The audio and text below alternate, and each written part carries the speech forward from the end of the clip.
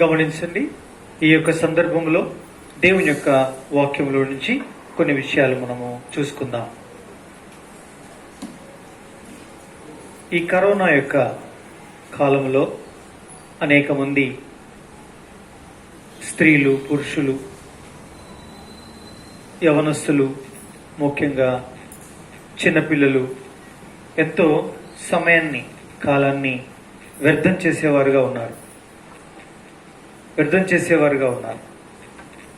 అంటే సమయమును వృధా చేస్తూ ఉన్నారు. అలాంటి పని చేయకూడదండి.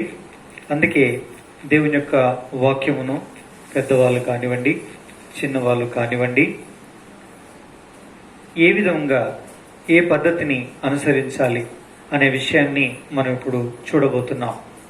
గమనించండి. కాబట్టి ప్రియులారా, దేవుని యొక్క వాక్యము ఎంత అత్యవసరమైనది, లేక దేవుని యొక్క వాక్యం ఎంత గొప్పది, ఎంత అద్భుతంగా దేవుని యొక్క వాక్యమును మనము స్వీకరిస్తే, హెచ్చిస్తే మనని హెచ్చిస్తుంది అనే సంగతి చాలా మందికి తెలియదు. ఒక విషయాన్ని గమనించండి. ఒకసారి ఒక దొంగల యొక్క ముఠ భయంకరంగా, మరి అసలు పోలీస్ డిపార్ట్మెంట్కి ఏ విధమైన క్లూలు ఇవ్వకుండా దొంగతనాలు చేస్తున్నారు. భయంకరమైనటువంటి నష్టాన్ని, ప్రజల మధ్యన ఆందోళనను కలిగించేవారుగా తయారయ్యారు. దాంతో ఏమైపోయింది అంటే గడ్డు సమస్య అయిపోయింది పోలీస్ డిపార్ట్మెంట్కి. అప్పుడు ఎన్నో ప్రయత్నాలు చేస్తున్నారు, దొరకట్లేదు. సరే, అప్పుడు ఒక మరి ప్రత్యేకమైన స్పెషల్ ఆఫీసర్ని ఎన్నిక చేసి కొద్దిమంది సహాయకులను తనకు అనుగ్రహించి, మీరు పట్టుకోవడానికి మీకు పని ఇంకా వేరే ఏది లేదు, డ్యూటీ, ఇదే డ్యూటీ అని చెప్పి అప్పగించారు. అతను ఎవరు అంటే ప్రభువును నమ్ముకున్నవాడు, మంచి బిలీవర్. కాబట్టి ప్రతిరోజు ప్రార్థన చేస్తున్నాడు, బైబిల్ చదువుతున్నాడు, డ్యూటీకి వెళ్తున్నాడు. ఎంతో సమస్య. కాబట్టి ప్రభువా, ఎట్లన్నా నేను ఇట్టి రహస్యమైనటువంటి ఈ దొంగల ముఠా యొక్క గుట్టును రట్టు చేయడానికి నాకు సాయించి అని ప్రార్థన చేస్తున్నాడు. అలా చేస్తూ ఉంటే ఒకరోజు యెషయా గ్రంథం మొదటి అధ్యాయం చాలా మందికి తెలిసిన విషయం అండి. అయితే అద్భుతమైనటువంటి మాట. ఎందుకంటే బైబిల్ ఉన్నవారు తీసి చదవండి, అది మనకు మంచిది, అది మనకు ఆశీర్వాదం. అందుకే దయచేసి 3వ వచనాన్ని చదువుకుందాం. మొదటి వరుస మాత్రమే. ఎద్దు తన కామందు నెరును, గాడిద సొంతవాణి దొడ్డి తెలుసుకును. చాలు. ఈ భాగం తనకు వచ్చింది. అప్పుడు గాడిద సొంతవాణి దొడ్డి తెలుసుకును అని తన భాగం వచ్చింది. అక్కడ ఆగిపోయాడు. ధ్యానించాడు, బాగా ధ్యానించాడు. ధ్యానించి అబ్బాయి, ఎంత నమ్మకమైన పశు జాతి ఇది, కాబట్టి దీని మార్గం అనుసరించాలి మనం అనుకున్నాడు. దాన్ని మర్చిపోయాడు. అయిపోయింది. వెళ్ళాడు, డ్యూటీకి వెళ్ళాడు. తనతో సహాయకుల్ని తీసుకున్నాడు. ఇంకా చేస్తూ ఉన్నాడు. ఒక చోట ఇలా దొంగతనం జరిగిందని తెలిసింది. అక్కడికి వెళ్ళినప్పుడు ఎన్నో విధాలుగా ప్రయత్నం చేస్తే వారి క్లూ ఒక్కటి కూడా దొరకలేదు వాళ్ళకి. సరే, ఇంకెళ్ళిపోదాం పదండి అని చెప్పి వెళ్ళిపోతున్నప్పుడు అక్కడ ఒక గాడిది పడి ఉంది. ఈ గాడిది ఎందుకు పడి ఉంది ఈ ప్రాంతంలో గాడిదలే ఉండవు, కానీ గాడిద ఉంది. ఈ గాడిది ఈ ఇంటి ఆవరణము, ఈ ఇంటి ఆవరణపు ఈ పరిసరాల్లో ఉండేందుకు. కానీ ఆ గాడిదని లేపడానికి ప్రయత్నం చేశారు, అస్సలు లేవలేదు. ఎంత ప్రయత్నం చేసినా లేవలేదు. ఓ, దీనికి బాగులేదు అని తెలిసిపోయింది వాళ్ళకి. అప్పుడు ఒక ఆలోచన వచ్చింది. ఈ గాడిద ఒకవేళ ఈ దొంగల ముఠాకి సంబంధించిందైతే తప్పనిసరి దీని లక్షణం ఏంటి? సొంత వాడిని దొడ్డి తెలుసుకోవడానికి తప్పనిసరి వెళ్తుంది. కాబట్టి ఈ గాడిదని ఎట్లన్నా చేసి నడిచేటట్టు చేయాలి అనే ఆలోచన తన ఆత్మలో ఉన్నటువంటి తన పరిశుద్ధాత్ముడు ఈ మాటను నొక్కి వక్కానిస్తూ ఉన్నాడు. దీన్ని బాగు చెప్పి, దీన్ని బాగు చెప్పి, దీన్ని బాగు చెప్పి అని. వెంటనే ఏం చేశాడు తెలుసా? పశువుల డాక్టర్కి ఫోన్ చేశాడు, అడ్రస్ చెప్పాడు, పలానా చోటికి రమ్మన్నాడు, వచ్చేసాడు. ఇంకా దానికి ఇవ్వాల్సిన ట్రీట్మెంట్ అంతా ఇచ్చేసాడు. అది బాగులేదు, అనారోగ్యంగా ఉంది. మొత్తం మీద ఒక 2-3 జవాన్లను అక్కడ వదిలిపెట్టి, కానిస్టేబుల్స్ వదిలిపెట్టి వారు వెళ్ళాల్సిన కార్యక్రమానికి వెళ్ళిపోయారు. దాదాపు 1 దినం పట్టింది వాళ్ళకి. బాగైపోయింది. లేచి నిలబడుతుంది, మేత వేస్తుంది. వెంటనే ఫోన్ చేశారు. తక్కువని ఆ యొక్క తన గుంపుతో సహా ఈ స్పెషల్ ఆఫీసర్ పరిగెత్తుకొని వచ్చాడు. అప్పుడు దాన్ని బాగా మేపి దాన్ని పోవిడిచారు. పోవిడిస్తే అది వెళ్ళడం, దాని వెనకాల వీళ్ళు వెళ్ళడం, అది వెళ్ళడం, దాని వెనకాల వీళ్ళు వెళ్ళడం. ఇది వెళ్ళి వెళ్ళి వెళ్ళి వెళ్ళి ఎక్కడ వెళ్ళింది? ఒక దట్టమైనటువంటి అడవిలోకి వెళ్ళింది.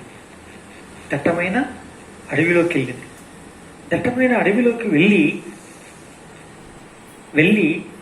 ఒక కొండ ప్రదేశంకు వెళ్ళింది. ఆ కొండ ప్రదేశంలో ఒక పెద్ద ఒక పరుపు ఉంది. ఆ పరుపు దగ్గర వెళ్ళి అది ఏం చేస్తుందంటే అరుపులు అరుస్తూ ఉంది. వీళ్ళు చాలా దూరం నుంచి గమనిస్తున్నారు.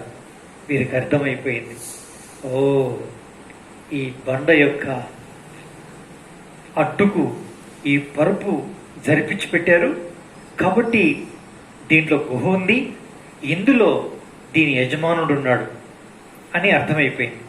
వెంటనే ఫోన్ చేసేసారు పోలీస్ డిపార్ట్మెంట్కి, రక్షణ దళాలకి.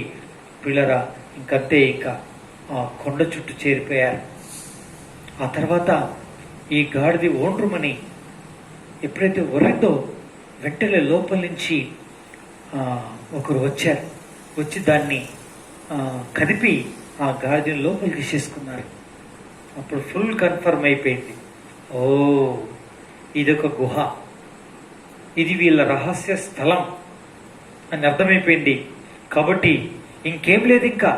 ఇంకేమైపోయిందంటే వెంటనే వాళ్ళందరినీ పిలిపించేసి అడావుడిన గేరేసేశారు.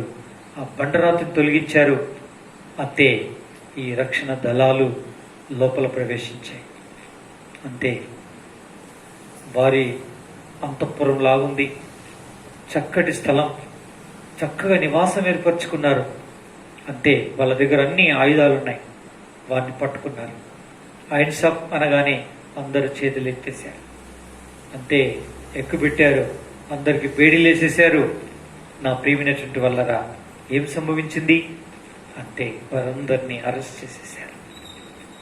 ఇంకా తర్వాత ఏమవుతుందో తెలుసు, అదంతా చేసేసారు. నా ప్రియమైనటువంటి వల్లరా దీనికి కారణం, అప్పుడు సన్మాన సభ ఏర్పాటు చేశారు. సన్మాన సభ ఏర్పాటు చేసి ఈ స్పెషల్ ఆఫీసర్కి సన్మానం చేస్తున్నారు. తనకు ఇవ్వాల్సిన బహుమానం హెచ్చింపుతో పాటు తన గురించి ప్రశంసిస్తూ ఉన్నారు. అప్పుడు చివరికి ఆయనకు సమయం ఇచ్చారు. మీరేమైనా చెప్పదలుచుకున్నారంటే అప్పుడు లేచి నిలబడి చెప్పాడు. గట్టిగా, స్పష్టంగా తాను చెప్పిన మాట ఏంటంటే, దయచేసి నన్నెవ్వరూ మీరు ఘనపరచొద్దు. నా చేతిలో ఉండేటువంటి ఈ చిన్న బైబిల్ గ్రంథం, ఈ గ్రంథమును గురించి వ్రాయించాడే, ఎవరిని గురించి రాసి పెట్టబడిందో ఆ యేసుక్రీస్తు ప్రభువారికే ఈ బహుమానం, ఈ సన్మానం అంతా కూడా చెందవలసి ఉంది అని చెప్పేశాడు. అందరూ నిర్ఘాంతపోయారు. అప్పుడు సాక్ష్యం చెప్పాడు. నన్ను నమ్మి ఈ యొక్క పోలీస్ డిపార్ట్మెంట్ హయ్యర్ అఫీషియల్స్ ఏం చేశారు, నన్ను దీనికి నియమించారు ఆఫీసర్గా. కానీ నాకు అంతుపట్టలేదు, నేనేం చేయాలో నాకు అర్థం కాలేదు. అలాంటి టైంలో నేను దేవుని సన్నిధిలో ప్రార్థన చేస్తూ వచ్చాను. దేవా, నాతో మాట్లాడు, నన్ను నడిపించు, ఈ యొక్క దొంగల ముఠా యొక్క గుట్టును ఎలా రట్టు చేయాలి, నాకు అర్థం కావట్లేదని ప్రార్థన చేశాను. యెషయా గ్రంథం 3వ ఆ ప్రభువు నాతో మాట్లాడాడు. గాడిద సొంత వాని దొడ్డి తెలుసుకున్నాను అని దాని దగ్గర ధ్యానించాను. ప్రభు మాట్లాడాడు, అది నా హృదయంలో స్థిరమైంది. అదే దినం ఒక విల్లు దోపిడి జరిగింది. అక్కడికి వెళ్ళాము. అక్కడ ఒక గాడిద మరి పడిపోయి ఉంది. అది ఎందుకు పడిపోయిందో బాగలేదని అర్థమైంది. పశు డాక్టర్తో బాగు చేయించాం. తర్వాత త్రోవ నడిపించాం. అది ఎక్కడికి వెళ్తుందో అక్కడికి వెళ్ళినాం. ఆ విధంగా పట్టుకోవడం జరిగింది. కారణం ఏంటో తెలుసా? నా చేతిలో ఉండే బైబిల్ గ్రంథమే దానికి కారణం అని చెప్పేసరికి అందరూ మరి కరతాళాలు మోగించారు. ఓ, దేవుడు ఎంత గొప్పవాడు! బైబిల్ సామాన్యమైన సమస్యలకు కూడా, అసమానమైనటువంటి సమస్యలకు కూడా పరిష్కారం కలిగిస్తుందా? అబ్బా, ఇంత గొప్పదా అని అన్నారు. అప్పుడు అన్నాడు, ఈ బైబిల్ని ఎవరు ప్రేమిస్తారో వారిని దేవుడు ప్రేమిస్తాడు. ఈ బైబిల్ని ఎవరు హెచ్చిస్తారో వారిని హెచ్చిస్తాడు. ఈ బైబిల్ని ఎవరు సన్మానిస్తారో వారిని ప్రభు సన్మానిస్తాడు. అది దినం నా పక్షాన జరిగింది అని చెప్పాడు.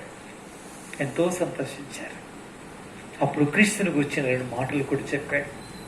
నా ప్రియమైనటువంటి వాళ్ళరా, ఎంత అద్భుతం! అందుకే నీ చేతిలో ఉండే బైబిల్ గ్రంథం ఏంటో తెలుసా? ఏమనుకుంటున్నారు ఈ బైబిల్ అంటే? మన యొక్క పెట్టెలో పెట్టేది కాదు, మన యొక్క గాజు అలమారాల్లో పెట్టేది కాదు, అందంగా అలంకరించబడినటువంటి సెల్ఫుల్లో పెట్టేది కాదు. బైబిల్ అంటే దయ్యం పడితే కేవలం ఈ బైబిల్ గ్రంథాన్ని తల కింద పెట్టుకుని పడుకునేది మాత్రం కాదు. ఈ బైబిల్లో ఉన్నదాన్ని చదివి, దాన్ని ధ్యానించి, దాన్ని అనుభవించి, దాన్ని ప్రకారంగా అనుసరించేటువంటి జనాంగాన్ని హెచ్చిస్తాడు, వారిని దీవిస్తాడు, వారిని ఆశీర్వదిస్తాడు, వారిని సన్మానింపజేస్తాడు, వారిని గొప్పవారిగా చేస్తాడు. నువ్వు బైబిల్ను మరి హెచ్చిస్తున్నావా? బైబిల్ను నీవు ఘనపరుస్తున్నావా? బైబిల్ను నీవు చదువుతున్నావా? బైబిల్ ఎప్పుడు జాబుకి వెళ్ళినా, పనికి వెళ్ళినా, బంధుత్వపు మార్గంలో వెళ్ళినా, బంధువర్గంలో వెళ్ళినా, నువ్వు ఎక్కడికి వెళ్ళినా ఈ బైబిల్ గ్రంథం నీతో ఉండగలుగుతుందా? నీకు సమయం ఒప్పుచో దొరికినప్పుడల్లా చదవగలుగుతున్నావా? చదివిన దాన్ని అర్థం చేసుకోగలుగుతున్నావా? ఆ విధంగా దేవుని యొక్క వాక్యాన్ని నువ్వు హెచ్చిస్తున్నావా? అలా హెచ్చించగలిగితే దేవుని తప్పనిసరిగా ఏం చేస్తాడు? దీవించి ఆశీర్వదిస్తాడు. నా ప్రియమైన వల్లరా, ఈ విధంగా ప్రభువును ఒక తీర్మానం చేసుకుందాం. ఏమని? దేవా, నేను ఇట్టి బైబిల్ గ్రంథాన్ని చదవడానికి, చదివింది అర్థం చేసుకోవడానికి, అర్థం చేసుకుందని అనుసరించడానికి, ఆ రీతిగా నన్ను జ్ఞాపకం చేసుకో, నన్ను దీవించు అని ప్రార్థన చేద్దాం. దేవుడు తప్పనిసరి నన్ను ఏం చేస్తాడు? దీవించి ఆశీర్వదిస్తాడు. నా ప్రియులారా, అందుకే బైబిల్ చదవడం కొరకైనా అక్షరాలు నేర్చుకోవాలి, గుణితం నేర్చుకోవాలి, అక్షరం గుర్తుపట్టి కలిపి పదం నేర్చుకొని బైబిల్ చదివేది నేర్చుకోగలిగితే దేవుని నిన్ను అత్యధికంగా ఆశీర్వదిస్తాడు. తీర్మానం చేసుకుందాం. చదువు రాని వాళ్ళు తీర్మానం చేసుకుందాం, చదువుచ్చిన వాళ్ళము చదువుదామని తీర్మానం చేసుకుందాం, చదువుతున్న వాళ్ళము గ్రహిద్దామని తీర్మానం చేసుకుందాం, గ్రహించిన వాళ్ళు అనుసరించడానికి కొరకు తీర్మానం చేసుకుందాం. అట్లా చేస్తే దేవుడు నిన్ను, నీ కుటుంబాన్ని, నీ తదనంతరం తరం వారిని కూడా నిన్ను ఆశీర్వదిస్తాడు. ప్రభు ఇంటి చిన్న వర్తమానాన్ని దేవుడు దీవించి ఆశీర్వదించను గాక. ఇది మీకు నచ్చితే లైక్ కొట్టండి, సబ్స్క్రైబ్ చేయండి, షేర్ చేయండి. దేవుడు ఇంటి వాక్యమును ఆశీర్వదించను గాక. Praise the lord.